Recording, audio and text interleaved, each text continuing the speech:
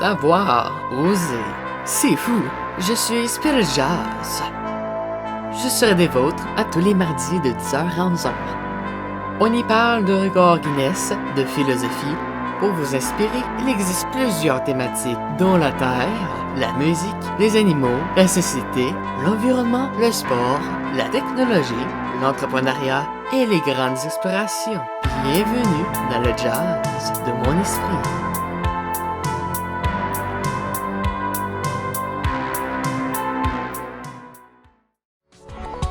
En entrevue aujourd'hui, j'ai le plaisir de vous présenter Steve Thibodeau, une personnalité qui a un regard cinématique sur la vie. C'est un réel plaisir de le voir comme réalisateur. Un peu comme un Robin des Bois, il fait du cinéma engagé. Il a réalisé entre autres Jeanne d'Arc et il a collaboré sur le projet Mon Dernier Jour. L'univers du fantastique le fascine depuis toujours. Bonjour Steve, bienvenue dans mon émission Savoir oser. Bien, bonjour Louis-Victor, j'espère que tu vas bien. Je suis bien content d'être ici avec toi chez Spirit Jazz.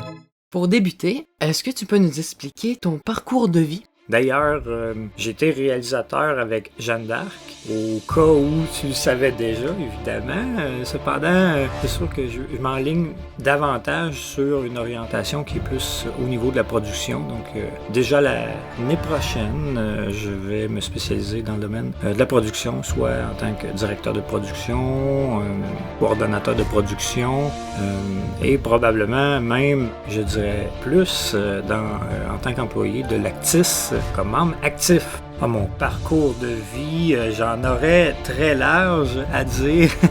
Je suis issu d'une famille modeste qui est dans la classe moyenne. Bon élève un certain temps. Quand j'étais très jeune, j'étais très tannant, j'étais très haïssable. Ça s'est radouci, je me suis assagi souvent avec le temps. J'ai connu un peu une vie un peu où je me faisais quand même, j'étais un petit peu côté victime dans mon jeune temps. Avec le temps, j'ai remarqué que finalement, j'étais un peu plus... j'étais un suiveur avant, puis aujourd'hui, ce qui est intéressant, c'est que je me suis tanné et j'ai décidé de me lancer plutôt en affaires, de me lancer en tant que producteur, comme tu connais, Louis-Victor, fondateur et producteur de Heroic Film. J'ai retourné la pendule lorsque c'était nécessaire. Je le sentais, je me sentais pas autant que j'allais être pour être soit un employé. Donc c'est sûr qu'en fondant mon entreprise, je me sentais beaucoup plus à ma place, je me sentais plus valorisé. Puis je crois que pour le restant de mes jours, je devrais être à cette place-là. Du moins, j'approche 40 ans quand même bientôt, dans quelques années. Donc la moitié de mon parcours va avoir été 20 ans employé et le reste va sûrement être en tant qu'employeur ou du moins travailleur autonome. Sinon, je pourrais même te dire que le pourquoi j'ai fait le déclic, c'est qu'à un moment donné, j'étais à un point où je savais pas trop ce que je voulais dans la vie. Des fois, il y en a qui trouvent ça à 5 ans. Toi, le Victor, t'as peut-être trouvé ça à 10 ans, 12 ans, je sais pas, là. Mais moi, ça m'a pris beaucoup de temps. J'étais peut-être un peu sur le party aussi, là, entre-temps. On dirait que dans le passé, on était plus, je sais pas, c'est peut-être les Québécoises, en somme, étaient plus sur le party. Puis j'ai dû prendre beaucoup de temps avant de me poser peut-être des questions existentielles. Donc, je suis arrivé en 2017. Je voulais faire des films, plutôt des adaptations littéraires et des adaptations de jeux vidéo. Donc, on va voir avec le temps si je vais pouvoir persévérer, être résilient. Je pense que oui. On va voir rendu à ce moment-là. On est rendu à un point où il y a beaucoup de formations, où je vais me blinder à partir de l'année prochaine. Je suis déjà à mes derniers pas dans le secteur manufacturier. Il reste quelques semaines à mon décompte. Et donc, je vais pouvoir vous redire ça peut-être ici dans une autre entrevue. Vraiment intéressant, Steve, et très inspirant. Je me demandais, quel défi as-tu trouvé le plus dur à surmonter dans ton parcours de réalisateur? Est-ce que c'est l'argent? Bien, en fait, l'argent, oui, c'est une chose, c'est un très grand élément considéré dans le milieu de la production artisanale, quand on est réalisateur et producteur indépendant. Toutefois, j'ai remarqué que la chose la plus difficile, c'est de porter tous les chapeaux en même temps. Producteur, réalisateur, monteur, effets sonores, colo, puis avoir à gérer un plateau de 20-25 comédiennes en même temps, la même journée. En même temps de remplir les contrats, parce que je faisais en plus les feuilles de temps, les contrats UDA, en même temps que tout tourné. Ça m'avait demandé beaucoup de ma personne, beaucoup de concentration, sans compter qu'on me consultait sans arrêt. Donc, je pense que c'est la chose à éviter, c'est de faire en sorte de déléguer davantage. Je le recommanderais. C'est d'ailleurs ce que j'ai fait dans le prochain court-métrage qu'on avait fait par la suite. Est-ce qu'il y a un type de film que tu aimerais réaliser? Pour le type de film, c'est certain que d'aller dans l'adaptation, ça m'intéresse plus. J'ai toujours souhaité faire un type de film à saveur blockbuster, donc à potentiel commercial, où la viabilité du projet peut être soutenue par d'autres créanciers, d'autres investisseurs autres que moi. Sinon, ça serait un type à saveur également de genre fantastique, fantasy historique. J'aurais sans doute un petit faible pour la science-fiction, donc on sait jamais. Puis c'est certain qu'une adaptation littéraire de type best-seller ou de jeux vidéo m'enchanterait davantage. Du moment que l'audience est au rendez-vous, que les gens veulent voir ça, c'est certain que c'est pas tant dans le cinéma d'auteur, dans la création de nouveaux contenus. Enfin, on a une tendance à vouloir faire du nouveau contenu. Ça peut fonctionner, mais pour, par exemple, les institutions financières, tous les investisseurs, ils doivent vraiment croire au projet et pour eux, croire au projet, ça se démontre en chiffres, en faits.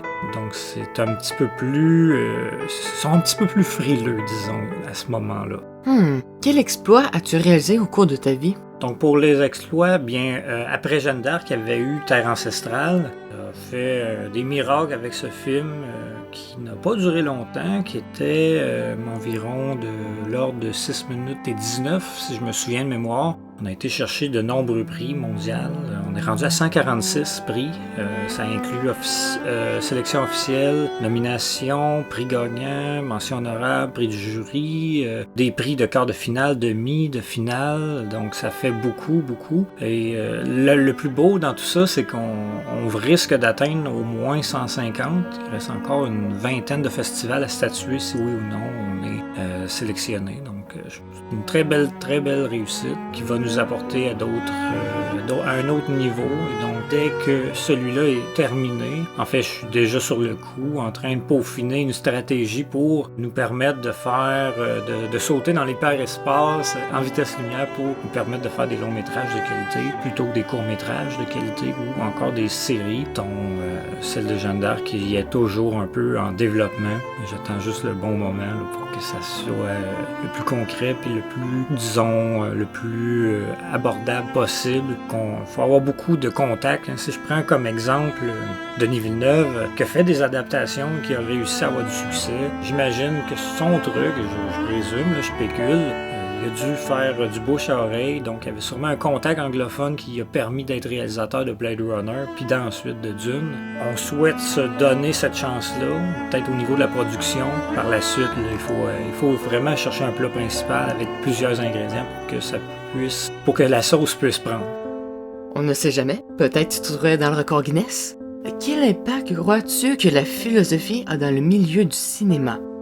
Je pense que les films sont là pour être un peu comme un miroir de l'âme. Ça reflète souvent la personnalité du réalisateur, même de plusieurs acteurs clés, que ce soit des comédiens, même à la production, parce qu'il y a quand même un droit de regard au niveau décisionnel qui se prend. Je crois que c'est une art de raconter également un vécu, un fait vécu, une façon d'appréhender la vie. Et je pense que de ce point de vue-là philosophique, c'est tout à fait légitime là, qu'on y retrouve même divers types de films comme de l'horreur. Dans ta vie artistique et de gestionnaire, quel défi aimerais-tu relever? Ce que j'aimerais vraiment faire à un moment donné, c'est au moins faire pendant mon passage au cinéma, une franchise d'un jeu vidéo que j'ai déjà fait le tour de la cassette, du DVD, whatever. C'est sûr que j'aimerais bien ça, que ce soit, par exemple, on peut rêver, là. Je pense pas que ça soit le cas, mais on sait jamais. Peut-être Zelda, Final Fantasy, puis il y en a tellement d'autres. J'ai déjà mis ça sur un bout de papier, puis mais qu'on soit rendu là, on sait jamais. Si j'ai un certain succès avec certaines œuvres, on va peut-être me donner le mandat ou l'autorisation d'aller de l'avant avec ce type de franchise. Je te le souhaite tellement, Steve. Quel est ton film préféré et quel élément technique t'a passionné dans ce film? J'ai toujours été un grand fan de Seigneur des Anneaux. Tellement d'éléments techniques là-dedans qui est une vraie pépite d'or. On va s'attarder seulement sur la musique. La musique, je trouve, qui est assez épique, romantique. Un élément qui donne toute la saveur au film, qui vient l'enjoliver, qui vient la complémenter. Déjà avec le jeu d'acteur, avec les effets visuels. Question existentielle. Si tu avais un souhait à faire à l'univers, qu'aimerais-tu qu'il se réalise dans ta vie? Pour le souhait, j'en ai plusieurs. J'en aurais 3, mais si jamais les 3 se réalisent, je serais déjà assez content. Mais mettons qu'on en dirait au moins un des 3, ce serait déjà bon. Le premier, ce serait bien de vivre du cinéma. Ça serait déjà un grand rêve. Déjà, on est déjà bien parti pour le faire. Le deuxième, ça serait un souhait un petit peu plus de société. Ça serait avant de partir, maintenant on meurt tous, donc avant de partir, ça serait bien que je puisse amener la démocratie au meilleur niveau possible avant que je parte. Ça serait vraiment un de mes souhaits de type collectif. Et au niveau personnel, si jamais je pourrais trouver une femme avec qui les valeurs correspondent, ça pourrait davantage être encore plus agréable pour passer le restant de cette aventure-là de la vie. Elle peut être en train de t'écouter, on ne sait jamais. Pour conclure, quelle phrase philosophique t'accompagne quand tu veux réussir un défi et quel sens il a pour toi? En ces temps-ci, je suis vraiment dans l'adage qui suit où quand une porte se ferme, une autre s'ouvre et ça vient me chercher parce que c'est sûr que je suis en train de fermer la porte à un secteur d'activité économique qui est le manufacturier et là je suis en train d'ouvrir grand les portes